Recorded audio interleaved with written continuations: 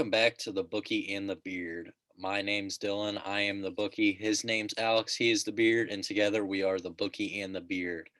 So today we have a lot to talk about after the championship rounds here of the NFL. So, let's just go ahead and get right into it. First thing I want to lead off with was Aaron Rodgers, being that I was a pretty big advocate for him this past week.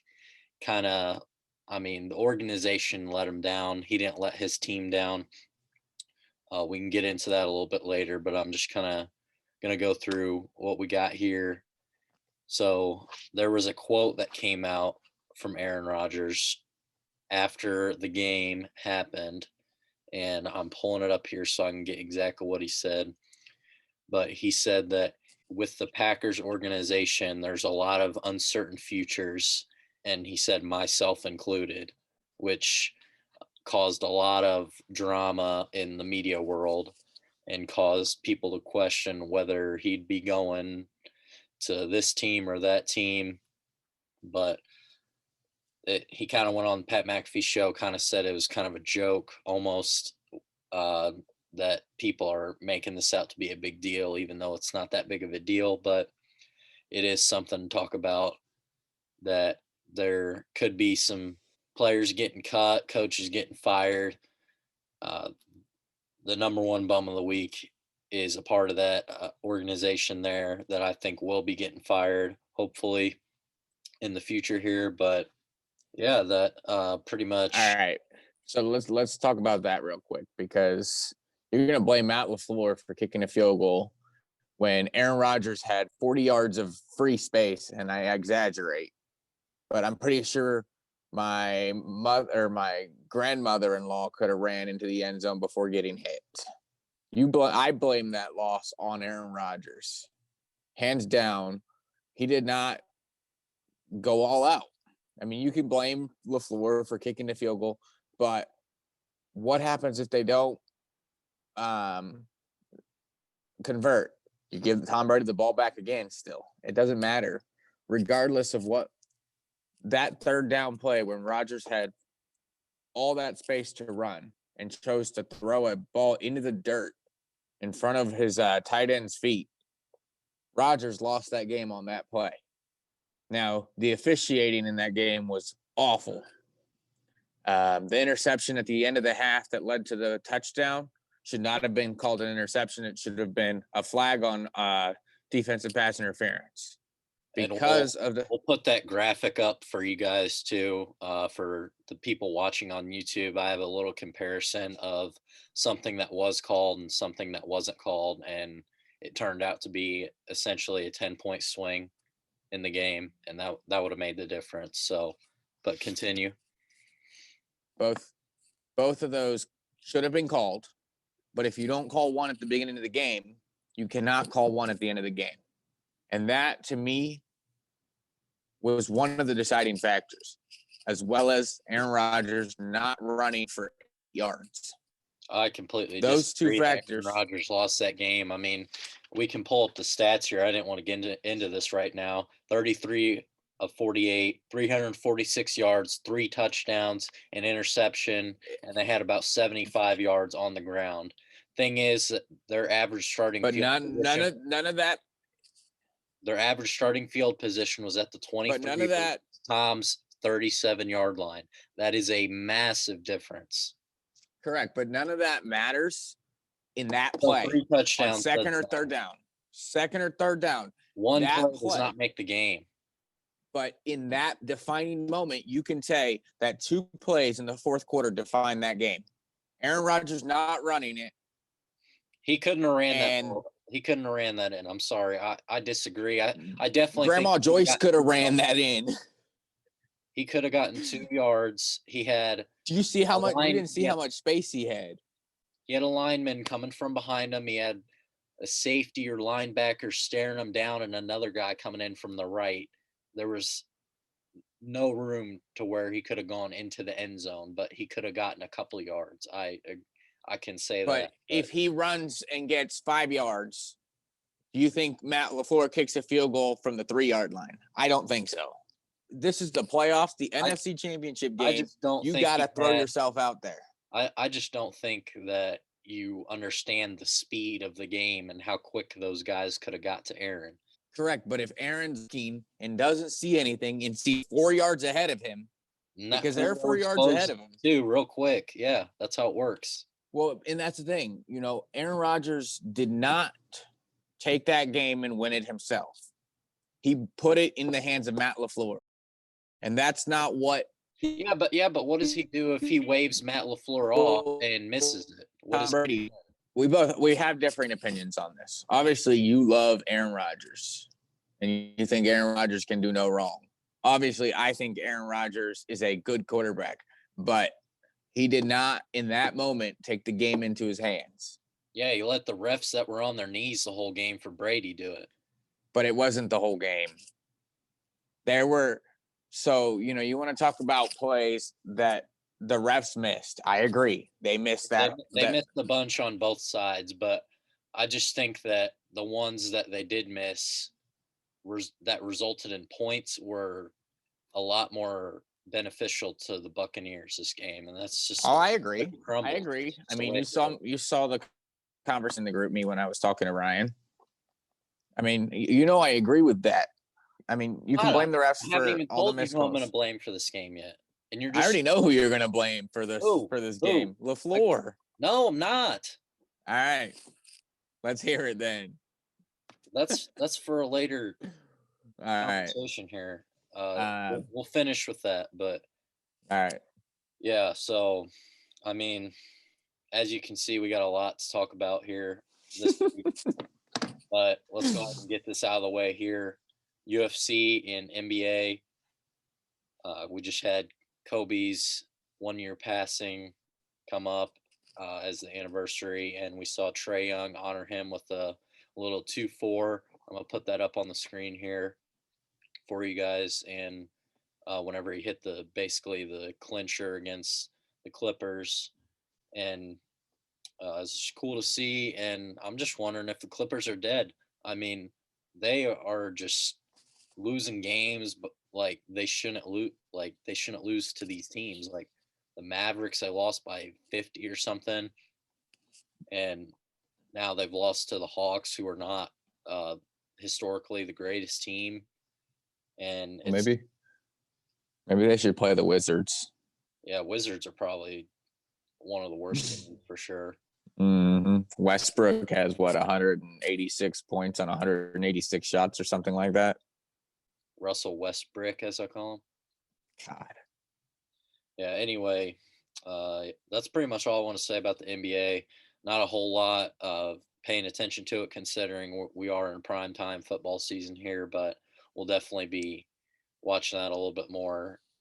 As I will say one more thing about the NBA.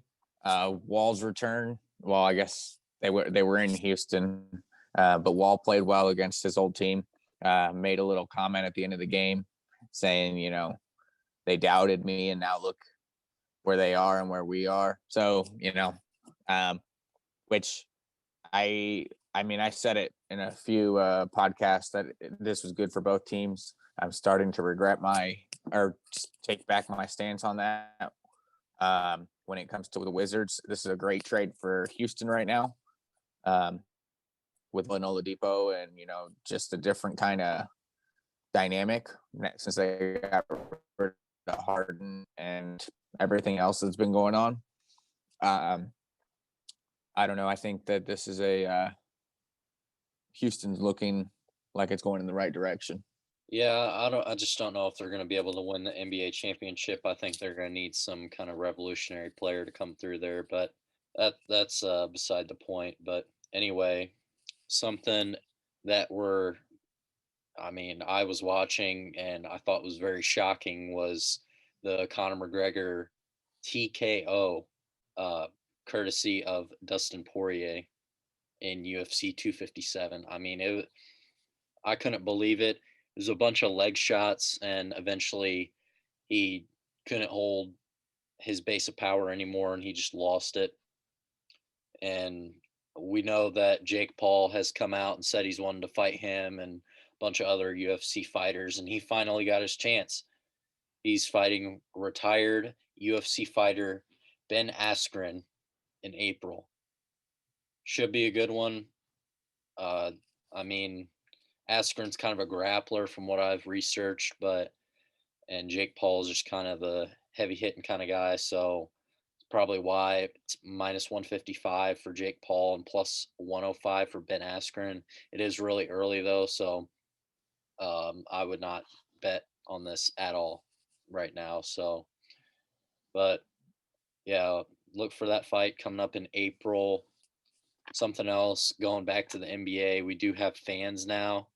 It, I mean, it's Miami's got some COVID dogs that are going out and sniffing people to see if they have COVID. Don't ask me how they're doing it, but they are.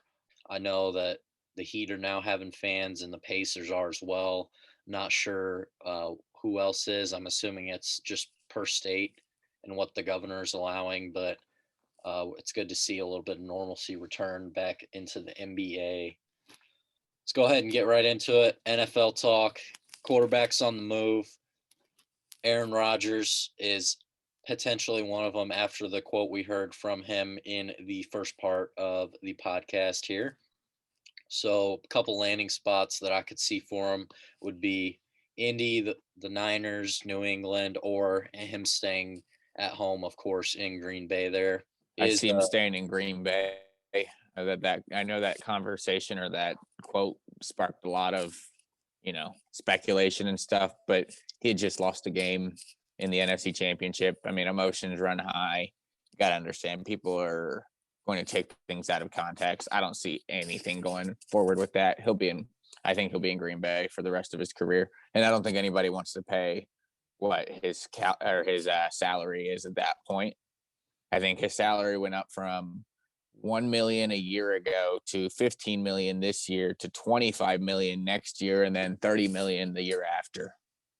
So I I don't mean, see. you're getting a elite talent though with that money, and Pat Mahomes at the what is it, 50 million or something a year? Yeah, I mean, but it you gotta. I just don't see. I don't see him going anywhere. Period, because I think he likes it in Green Bay. Yeah, I think if he goes anywhere, yeah, I mean, I guess you could see him going somewhere like New England, but I just don't. I don't think so. I think he'll be in Green Bay next year. I agree. I think that he will be back in Green Bay, but a potential spot would be Indy due to his relationship with Pat McAfee. So keep that in mind. But this is kind of a lock for him to stay in Green Bay for me, for being 100% honest with each other. But Matty Stafford not on the lines anymore. As you can see behind me, that's the new uniform he's going to be in.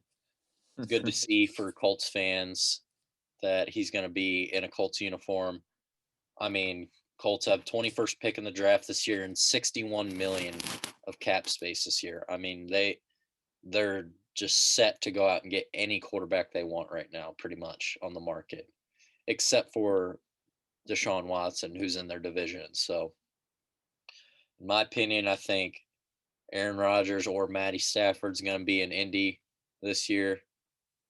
And I mean, I just don't really know who else would be. I mean, I know uh, Matt Stafford's got interest from Indy, New England, the Steelers, Broncos, and Washington, but I'm Colts officials just flew up to Detroit recently, and I don't know what that's about. I'm assuming it's about Matty Stafford getting a meeting there, but resident football team fan over here, Alex, your team has the 19th pick and 32 million of cap room this year. Uh, what are your thoughts about him going there? Because I just don't see it happening. Washington has 5 first round or 4 first round picks on the defensive line. So I anticipated somebody skillful going to Detroit, maybe with a draft pick, a lower draft pick. But I don't think Washington is very far away from having a complete team. I think maybe a little bit of help on the offensive line with the pick, and then a quarterback, and that team could be pretty well off. A little How are help you in the going to get a first secondary. round pick though if you don't have it? What do you mean? Nobody's getting rid of the first round pick. If you give it to Detroit, Well, no, I said that they would give away one of their defensive linemen, who was a first round pick, and then you would give them a pick. But I don't think you would give them. I think you give them a third or a fourth rounder. that's disrespectful for Matty Stafford, honestly. But you got to understand, Deron Payne, Jonathan Allen, Montez Sweat. You won't get rid of Chase Young, but you got 3 defensive linemen that you could easily get Matty Stafford for. They don't need defensive linemen. Well, but they're gonna get nothing, or they're gonna get something for him. They need a couple talents. It's a matter of what are they gonna get. If they're not gonna get offers from other teams, they're gonna have to take the offer from them. I think Deshaun Watson goes to. I mean, I know the Jets. I think he's going to the Jets. I think Matty Stafford goes to, I'd say either the Colts or the football team. And Aaron Rodgers stays in Green Bay. Either way, Matty Stafford is officially on the move somewhere. Yep, that's for sure. The 49ers with the 12th pick in the draft, 11.8 in cap space. New England with the 15th pick, 50 million in cap space. The Broncos with the 9th pick, 18.5 million cap space, and the Steelers with the 24th pick. And they are negative 28 million. Well, I think below the cap, but Big Ben's got that 41 mil contract, so cut him or send him into retirement, bring Stafford in. I don't know, but I personally don't think Stafford's going to New England at all because of Matt Patricia, Big Boy Patricia going back to Bill Belichick as a coach for him. And Stafford came out and said he would not like to go there, reportedly. But yeah, that's kind of the QB situations around the league and kind of where we see them going. We saw this past week, Tyreek Hill's insanely fast. Pat Mahomes potentially got a toe injection, which is how he got to play out there and go crazy on the Buffalo Bills. And Travis Kelce's just always open. So Kansas City Chiefs are kind of a powerhouse team right now. I'm predicting them at the moment to beat the Buccaneers, but that could change with injury reports and such. So that's pretty much all that there. And then Pat went 29 for 38, had 325 yards, 3 touchdowns, 0 interceptions, and they had about 115 on the ground as a team.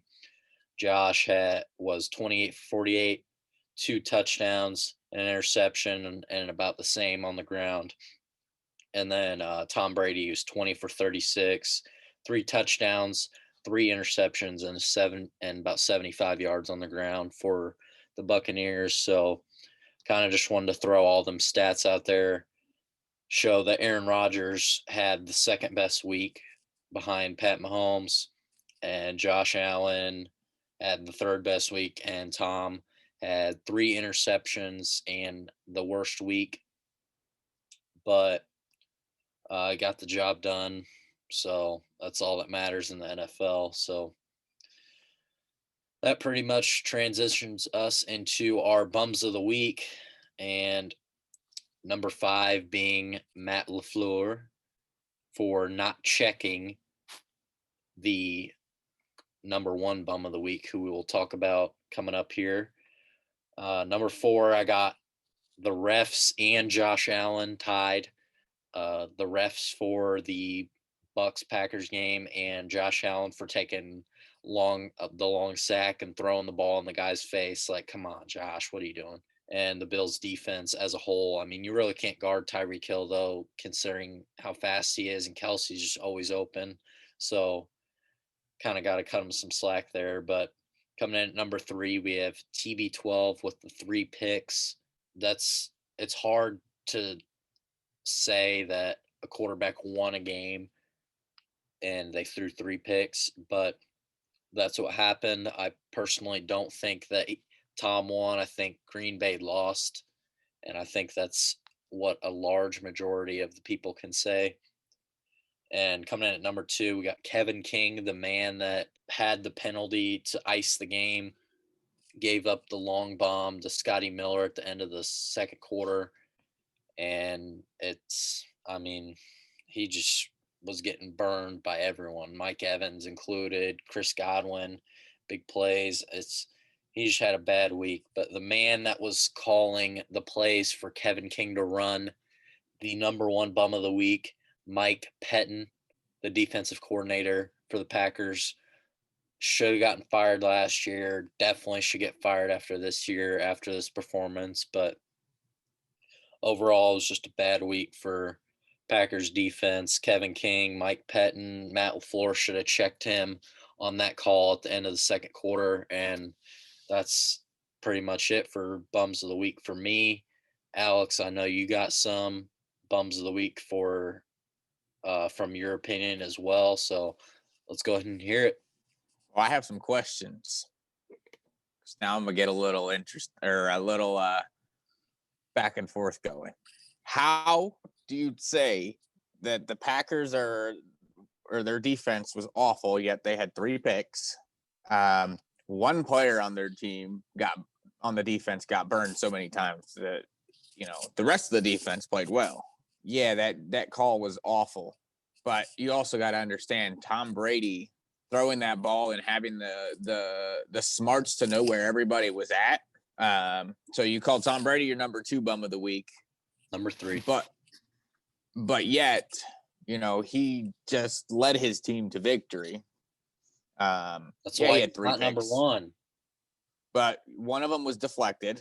Because his receivers. If we're going to do that, if we're just going to take interceptions off the board, let's go ahead and take Aaron Rodgers off the board because it was a freaking penalty that wasn't called. Correct. But again, it's about it's situational football. Exactly. Situationally, Mike Pettin called bad plays. But the defense should know better than to get beat. 5 third downs in a row, a 3rd and 14 to start the game, dude. Come on. Again, situational football. Coaches call plays. Who has to execute plays? So you're the players on the field. Telling me. So you're telling. So wait, hold up. So you're telling me that it's on the Jets that Greg Williams made that call against the Raiders? It's on the Jets. Absolutely. Players? You're an idiot. Absolutely. You're an idiot. You know why? Because they should know that if they're going to go deep, whoever's playing the zone coverage in the back, the safeties, should not get beat over the top. It doesn't matter if the ball's short. You know why? Because that's not going to score a touchdown. King got burned. You know why? Because he didn't think that they were going to try to go for the touchdown. He thought they were going to try to go for a quick play, call timeout, and that's kick the what field it is. He's slow. Did you see? But if you're slow and you're getting beat every single time, he runs a 7 flat. If you are seeing that he's getting beat every single time, why not teammates of his say, "Hey, why don't you play, 5 yards back?" Hey, this is a team game. Hey, why doesn't Mike Pettin recognize that and sub him out for someone different? But what is to say that the person that comes in is not as good? What if he's even worse? Well, that's why you have a depth chart. But you cannot tell me that Tom Brady didn't win that game and then tell me that Aaron Rodgers didn't lose that game for his team. He did. Aaron Rodgers did not lose that game. Interception should not have happened. He probably could have let him down to a field goal or a touchdown, possibly. 346, 3 touchdowns, 33-48. How much more do you want? Situational football. I want him to run the ball into the end zone. I want him. Anyone could have, unless you're Tyreek Hill. So I don't know what play I didn't see, because I saw, you're looking straight forward to his right. He had the entire field wide open. I don't understand what you saw that I don't see. unless you were sitting there just defending Aaron Rodgers because you want to defend Aaron Rodgers. You know, I said it as well. The refs screwed that game up in the situations that they should have made calls that they didn't. But again, it's situational football. King got burned on that one play at the end of the half. He got burned on multiple plays, but you know which one is the most important? That one. You know why? Because that changed the entire momentum of the game as well, stemming from the missed pass interference call that led to the interception.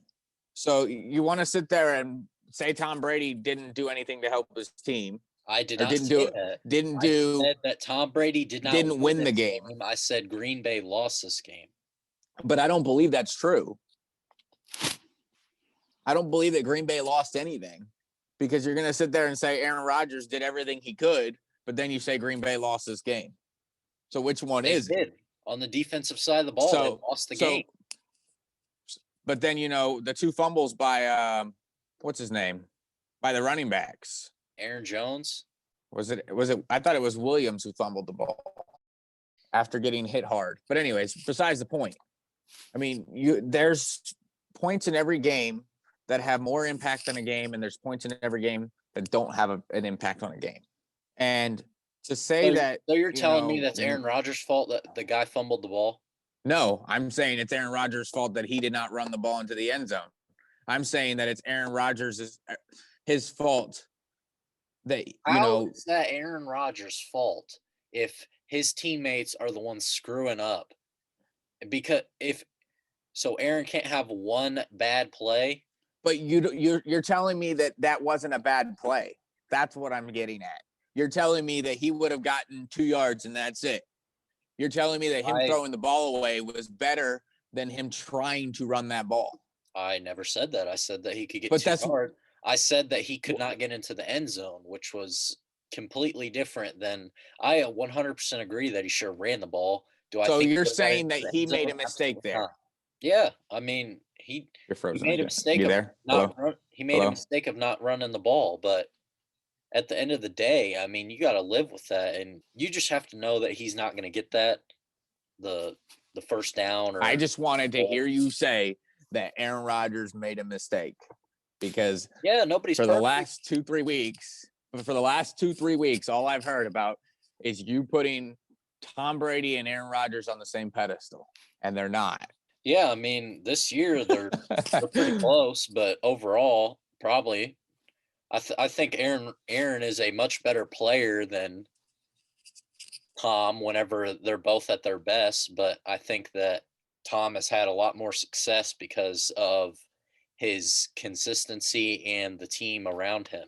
Well, we could debate this all day, every day, because I said it last week. Tom Brady has had an awful Mike Pettin's number one bum of the week. That's absolutely. And that's your opinion. Because, you know, if I'm going to sit there and put blame on players, my bums of the week are King and then the right tackle for the Green Bay Packers. I mean, you know how many times he got burned? You know how many times Rodgers got pressured? Yeah, his offensive line is gone, dude. Yeah, and that's the thing. The right tackle looked like a kid they picked up off the street. They don't have. So yeah, I mean, they don't. But I blame players. I blame coaches. I won't blame a coach for a player's failures. But it's the coach's fault, because coaches don't play the game. Situation that they can't handle. But why do you think that they can't handle it? Because he's not performing. Okay, but you got to understand that the person behind him is behind him for a reason. What if that's the only right guard they have or right tackle they have? You're going to bring a guy from left tackle to play right tackle? You could find a left tackle and convert him to right tackle, right guard to right tackle. God. You got to work with your best pieces. And if that's your best pieces, then that's just unfortunate that you've had injuries and such. Well, and that's part of it. And Chelsea just lost me a bunch of money. That's great. Yeah, you deserve it, being it's unfortunate. Rodgers hater. No, I don't hate Aaron Rodgers, but I think that he could have won that game, or he could have at least forced overtime. Yeah, he could have won that game, but Green Bay lost him the game. All right, let's go back to the freaking draft pick where they picked Jordan freaking Love in the first round. They trade up to get him.